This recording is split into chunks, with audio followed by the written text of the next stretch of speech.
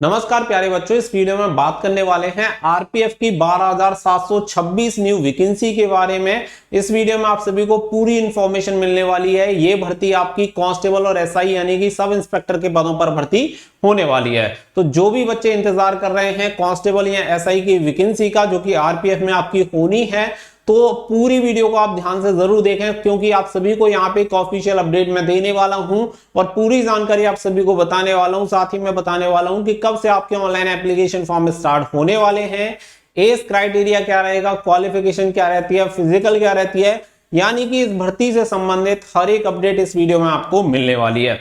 तो आप सभी के लिए गुड न्यूज है, क्योंकि यहाँ पे इंडियन रेलवे की तरफ से ऑफिशियली स्टेटमेंट जारी करके ये बताया गया है कि टोटल 12,726 पद आपके आरपीएफ में निकाले जाएंगे। तो पूरी जानकारी इस वीडियो में आप सभी को प्रोवाइड कराएंगे। वीडियो को लास्ट तक ध्यान से जरूर देखें।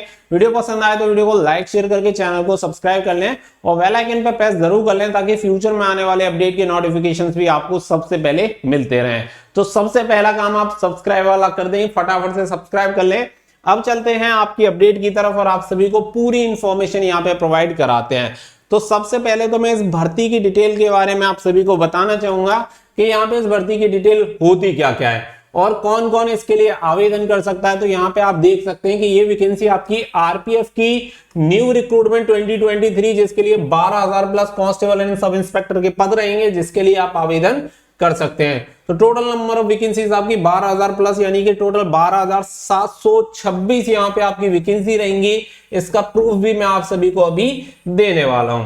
इससे पहले हम यहाँ पे देख लेते हैं कुछ और चीजें। तो जैसा कि आप सभी देख सकते हैं, इस नोटिफिकेशन में आपको हर एक चीज मैं क्लियर कर दूंगा। तो सबसे पहले यहाँ पे वैकेंसी डिटेल की बात आ जाती है। तो यहाँ पे आप सभी को बता दें कि टोटल नंबर ऑफ वैकेंसी आपकी 12,000 प्लस आपकी रहेंगी। यहाँ पे 12,000 जरूर मेंशन किया गया है, लेकिन 12,726 आपके पद रहेंगे, जिसमें से आपको बता दें कि ये वैकेंसी आपकी मेल एंड फीमेल कैंडिडेट के लिए रहने वाली है। अब अगर यहाँ पे हम बात करें कि आपकी वैकेंसी की डिटेल के बारे में, तो देखो यहाँ पे आपकी वैकेंसी कांस्टेबल के 9,000 और सब इंस्पेक्टर के 3,000। इसमें से आपकी जो वैकेंसी डिवाइड होंगी वो 50-50 वैकेंसीज रहेंगी, यानी कि 50% मेल एंड 50% फीमेल की वैकेंसी रहेंगी। यानी कि 6,000 जो वैकेंसी रहेंगी वो फीमेल कैंडिडेट के लिए रहेंगी और 6,000 बाकी की जो वैकेंसीज रहेंगी वो मेल फीमेल आदि आदि बढ़ जाएंगी, यानी कि 6,000 वैकेंसी आपकी रहने वाली है। अब बात कर लें एलिजिबिलिटी क्राइटेरिया के बारे में। तो देखो सबसे पहले यहाँ पे जो बात निकल के आती है वो आती है एज लिमिट के बारे में, कि इसकी उम्र सीमा कब से ली जाएगी और इसमें उम्र सीमा कितनी होती है। तो यहाँ पे आप सभी को बता दें कि उम्र सीमा अगर आप कांस्टेबल के लिए अप्लाई करना चाहते हैं, candidate age should be between 18 to 85 year for constable. यानी कि अगर आप कांस्टेबल के लिए आवेदन करेंगे तो आपकी मिनिमम उम्र होनी चाहिए 18 साल और मैक्सिमम होनी चाहिए 25 साल। लेकिन अगर आप अप्लाई करना चाहते हैं सब इंस्पेक्टर यानी कि एसआई की पोस्ट के लिए, तो आपकी उम्र सीमा होनी चाहिए 20 साल से 25 साल। यानी कि मिनिमम क्राइटेरिया 20 साल यहां पे रखा जाता है, जबकि कांस्टेबल में 18 साल होता है। मैक्सिमम एज लिमिट दोनों के लिए सेम है, 25 साल 25 साल।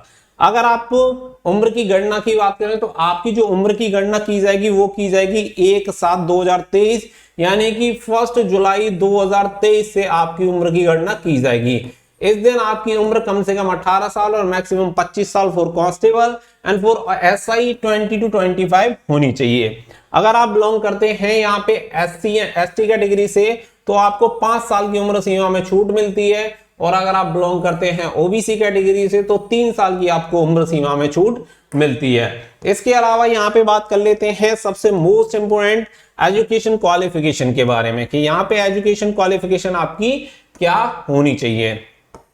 एजुकेशन क्वालिफिकेशन में अगर आप अप्लाई करना चाहते हैं कांस्टेबल की पोस्ट के लिए, तो यहाँ पे आप 10th पास होने चाहिए, किसी भी बोर्ड से, किसी भी कहीं से भी आपने 10th पास कर रखा है तो आप इसके लिए एलिजिबल हैं। चाहे आपकी 35% हो या आपकी 95% हो, कोई फर्क नहीं पड़ता, कोई भी कैंडिडेट इसके लिए अप्लाई कर सकता है, परसेंटेज मैटर नहीं करती।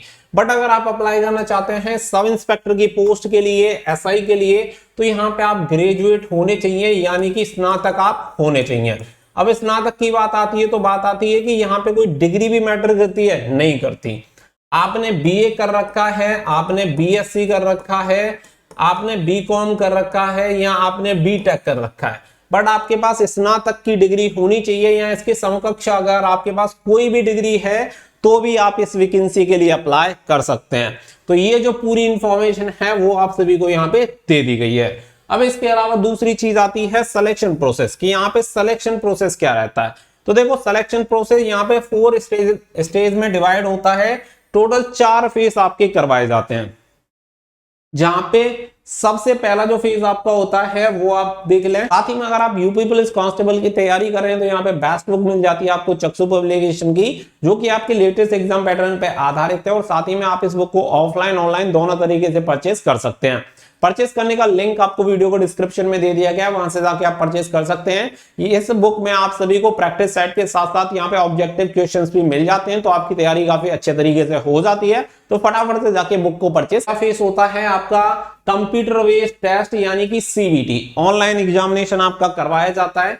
नंबर 2 होता है फिजिकल एफिशिएंसी टेस्ट, जिसमें आपका पीएसटी भी होता है और पीईटी भी आपका होता है, यानी कि नापतोल और आपकी जो भी long jump, high jump, running वगैरह सारी चीजें। नंबर 3 आपका डॉक्यूमेंट वेरिफिकेशन है। नंबर 4 पे आता है आपका मेडिकल एग्जामिनेशन, जो कि सबसे लास्ट में होता है। और इसके बाद रिटन एग्जामिनेशन के बेसिस पे आपकी मेरिट लिस्ट बनती है, क्योंकि फिजिकल में आपको कोई भी नंबर नहीं मिलते, केवल क्वालिफाइंग नेचर का होता है। अब बात आती है यहाँ पे पे स्केल की। तो देखिए अगर आप कांस्टेबल के लिए अप्लाई करते हैं तो 5200 से 20,200, बट अगर आप अप्लाई करते हैं यहाँ पे सब इंस्पेक्टर के लिए तो आपको यहाँ पे 4200 ग्रेड पे की जॉब मिलती है। ठीक है, अब इसके बाद यहाँ पे आ जाती है एप्लीकेशन फीस की बात की। यहाँ पे एप्लीकेशन फीस कितनी जाती है, तो अगर आप SC ST या PWD कैंडिडेट हैं तो आपकी फीस एग्जेम्प्ट रहेगी, आपको कोई भी फीस पे नहीं करनी है। But for all other candidate like general category, OBC category and the EWS category will have to pay 100 rupees only। 100 रुपए यहाँ पे फीस पे करनी पड़ेगी।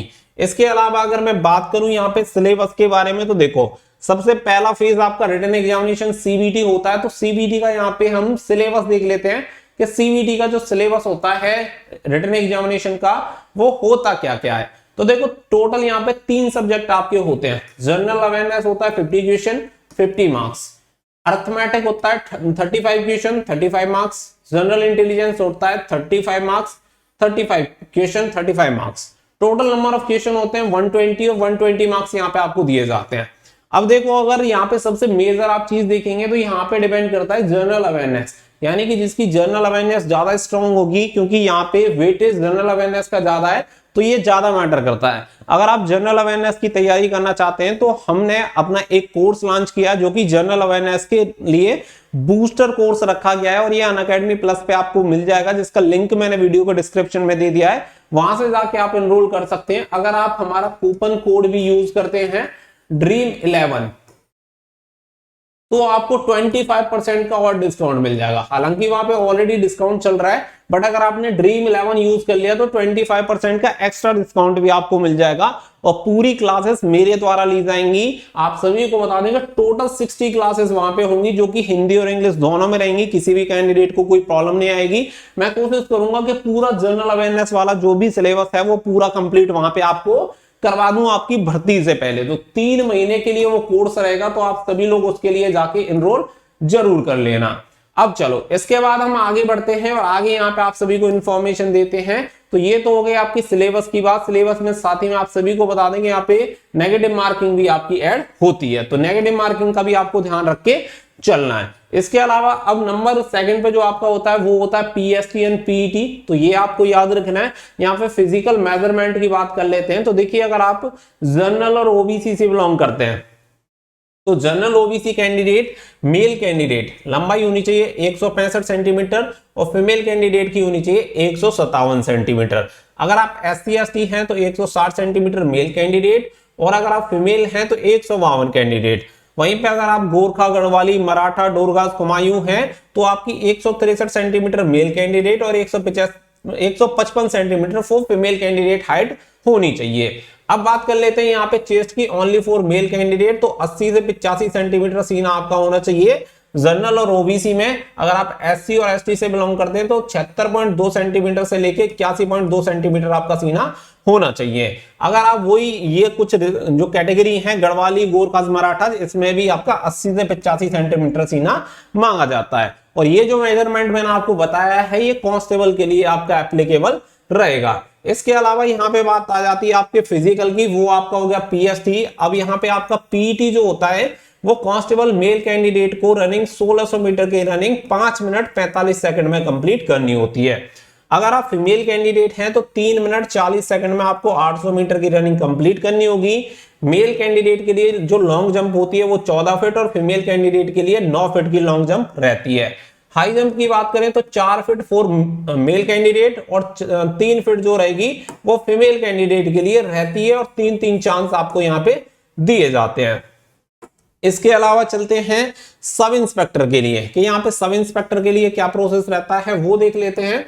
तो यहाँ पे सब इंस्पेक्टर के लिए अगर आप अप्लाई करते हैं तो general, OBC, SC, ST same आपका हाइट क्राइटेरिया वगैरह जो चेस्ट वगैरह का रहेगा वो सेम रहेगा, ठीक है। कांस्टेबल एंड एसआई के लिए आपका जो फिजिकल मेजरमेंट होता है वो रहता है आपका सेम, बस यहाँ पे जो आपका पीईटी होता है यानी फिजिकल इफिशिएंसी, जो फिजिकल इफिशिएंसी टेस्ट होता है वो चेंज हो जाता है। जैसे कि अगर आप एसआई के लिए दौड़ की बात करें तो जहां आपको कांस्टेबल के लिए 5 मिनट 45 सेकंड में दौड़ कंप्लीट करनी होती है मेल कैंडिडेट को 1600 मीटर, या 6 मिनट 30 सेकंड में कंप्लीट करनी होती है और 4 मिनट में फीमेल कैंडिडेट को कंप्लीट करनी होती है 800 मीटर। मेल कैंडिडेट को 12 फीट की लॉन्ग जंप और 9 फीट की फीमेल कैंडिडेट को 3 feet 9 inch high jump male candidate और 3 फीट हाई जंप यहाँ पे फीमेल कैंडिडेट को कंप्लीट करना होता है। अब बात आ जाती है हाउ टू अप्लाई कि अप्लाई यहाँ पे कैसे करना है। तो अप्लाई के बारे में भी आप सभी को बता देते हैं कि जो भी एलिजिबल कैंडिडेट है वो इसकी ऑफिशियल रिक्रूटमेंट वेबसाइट पे जाके ऑनलाइन अप्लाई कर सकते हैं for the recruitment of RBF, constable and SI. अब इसके अलावा यहाँ पे कुछ इंपोर्टेंट डेट्स देख लेते हैं। तो इंपोर्टेंट डेट्स मैं आप सभी को क्लियर कर देता हूं और अभी आपका जो ऑफिशियल स्टेटमेंट दिया गया है वो भी आप सभी को क्लियर कर दूंगा कि यहाँ पे जो आपकी ऑनलाइन एप्लीकेशन फॉर्म डेट जो है वो मई 2023 से स्टार्ट होगी, जो कि एक टेंटेटिव डेट है, और जो आपकी लास्ट डेट रहेगी वो जून 2023, यानी कि 30 डेज का टाइम आपको दिया जाएगा ऑनलाइन एप्लीकेशन फॉर्म फिल करने का। अब मैंने ये आपको नंबर ऑफ वैकेंसीज कैसे बताई हैं और ऑनलाइन एप्लीकेशन जो डेट है वो कैसे बताइए वो भी मैं आपको क्लियर कर दूंगा। साथ ही में अगर आप चाहते हैं कि आप इसकी पूरी डिटेल लें, यानी कि जो इंफॉर्मेशन मैंने आप सभी को दी है अगर आप चेक करना चाहते हैं तो आप इस वेबसाइट पे विजिट कर सकते हैं studyfordreams.in। इस वाली वेबसाइट पे चले जाना, स्क्रीन पे आपको दिख भी रही होगी, वहां पे आपको इसकी पूरी इंफॉर्मेशन मिल जाएगी। अब चल लेते हैं आपकी अपडेट की तरफ, जिससे कि आपको ये भी क्लियर हो जाए कि जो इंफॉर्मेशन मैंने आपको दी है वो किस बेसिस पे आपको ये पूरी इंफॉर्मेशन दी है। तो यहां पे चलते हैं इंफॉर्मेशन की तरफ और आप सभी को पूरी इंफॉर्मेशन में एक ही बार में प्रोवाइड करा देता हूं। तो देखो यहां पे जिस बेसिस पे मैंने आपको ये इंफॉर्मेशन दी है वो मैं आपको दिखाना चाहता हूं, जिससे कि आपको सारी चीजें एकदम से क्लियर हो जाए। तो देखो ये जो इंफॉर्मेशन मैं आप सभी को दिखा रहा हूं ये तारांकित प्रश्न है और ये भारतीय रेलवे में जो अराजपत्रित कर्मचारियों की कमी चल रही है, राज्यसभा में प्रश्न पूछा गया था। किससे पूछा गया था? रेल संचार एवं इलेक्ट्रॉनिकी और सूचना प्रौद्योगिकी मंत्री जो कि श्री अश्विनी वैष्णव जी हैं उनसे पूछा गया था और उन्होंने इसका जवाब भी दिया। आप डेट देख सकते हैं 17/3/2023 का ये जवाब है। तो यहाँ पे आप देख सकते हैं, मैं आपको थोड़ा सा और जूम करके दिखाने की कोशिश करता हूं जिससे कि आपको चीजें और क्लियर हो जाएं। यहाँ पे टोटल आप पदों की संख्या देखेंगे तो 3,12,895 है और यहाँ पे कुल पदों की संख्या दी गई है तो यहाँ पे 3,01,69। वहीं यहाँ पे आप देखेंगे तो अन्य इकाइयां यहाँ पे जोड़ी गई हैं जिसकी संख्या है 12,726।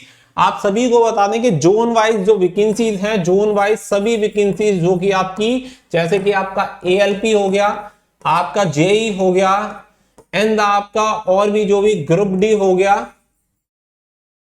एंड टीटी हो गया, इसमें जितनी भी जो भी नॉन गजेस्टेड की वैकेंसी है वो सभी वैकेंसी को जोन वाइज यहाँ पे शामिल किया गया है। बट यहाँ पे अदर यूनिट्स को अलग से ऐड किया गया है जो कि आपकी आरपीएफ की वैकेंसी है, जिसमें आपकी आरपीएफ की वैकेंसी शामिल रहेंगी। साथ ही में आरपीएसएफ जो आप सभी का रहेगा वो भी इसमें शामिल है। तो इन सभी की वैकेंसी को मिलाकर टोटल रिक्तियों की जो संख्या हो जाती है वो हो जाती है 12,726, जो कि अपने आप में काफी बड़ी संख्या है जिसका बेनिफिट आपको मिलेगा बहुत अच्छा, क्योंकि नंबर ऑफ वैकेंसीज की अगर मैं बात करूं तो यहां पे जैसा कि मैंने आप सभी को बताया मई में नोटिफिकेशन रिलीज होने की पूरी पॉसिबिलिटी है। तो ऐसे बच्चे जो भी इसकी एग्जामिनेशन की तैयारी कर रहे हैं वो अपनी तैयारी को और स्पीड से बढ़ा दो बच्चों, क्योंकि आपका नोटिफिकेशन बहुत ही जल्दी रिलीज होने वाला है। आप सभी को बता दें कि इन्होंने यहाँ पे कहा था, देखो यहाँ पे देख सकते हैं, रिक्तियों का होना और उन्हें भरा जाना एक सतत प्रक्रिया और इन्हें आवधिक रूप से परिचालनिक आवश्यकताओं के अनुसार रेलवे द्वारा एजेंसियों को मांग पत्र देकर भरा जाता है। लेवल 1 की 1,03,769 रिक्तियों के लिए पूर्ववर्ती अधिसूचनाओं के अंतर्गत भर्ती प्रक्रिया को अंतिम रूप दिया जा रहा है और समूह बाकी रिक्तियों लेवल 1 को छोड़कर के लिए वर्ष 2022-23 2023 में 37,135 अभ्यर्थियों को पैनल में शामिल किया गया है। तो देखो एनटीपीसी की वैकेंसी की बात की गई है, साथ ही में रेलवे ग्रुप डी की जो 1,03,769 जो आपकी वैकेंसी है उसकी बात की गई है। और ये भर्ती प्रक्रिया खत्म होते ही आपकी नेक्स्ट भर्ती प्रक्रिया पे काम स्टार्ट हो जाएगा, क्योंकि इनकी तरफ से क्लियर बोला गया कि एक प्रोसेस है जिस प्रोसेस के तहत ये भर्तियां कंप्लीट करवाई जाती हैं। तो पहली भर्ती कंप्लीट होगी, उसके बाद दूसरी भर्ती आएगी। तो पहली जो भर्तियां चल रही हैं वो ऑलमोस्ट आप सभी जानते हैं कि लास्ट स्टेज में है। तो ऐसे बच्चे जो तैयारी करना चाहते हैं आरपीएफ, कांस्टेबल, एनएसआई की, भाई टूट पड़ो और बस अपनी तैयारी में जुट जाओ। कोर्स के लिए मैंने आपको बता दिया, अगर आपको जनरल अवेयरनेस का कोर्स चाहिए तो लिंक वीडियो का डिस्क्रिप्शन में है, अभी जाके एनरोल कर लेना। 25% का डिस्काउंट तो मिलेगा ही मिलेगा, साथ ही में 50% का डिस्काउंट एडिशनल भी चल रहा है, तो आप इसका बेनिफिट लेना और फटाफट से जाके एनरोल कर लेना। मिलेंगे नेक्स्ट वीडियो में, फिलहाल के लिए बस इतना ही। So thank you for watching. जय हिंद, जय भारत।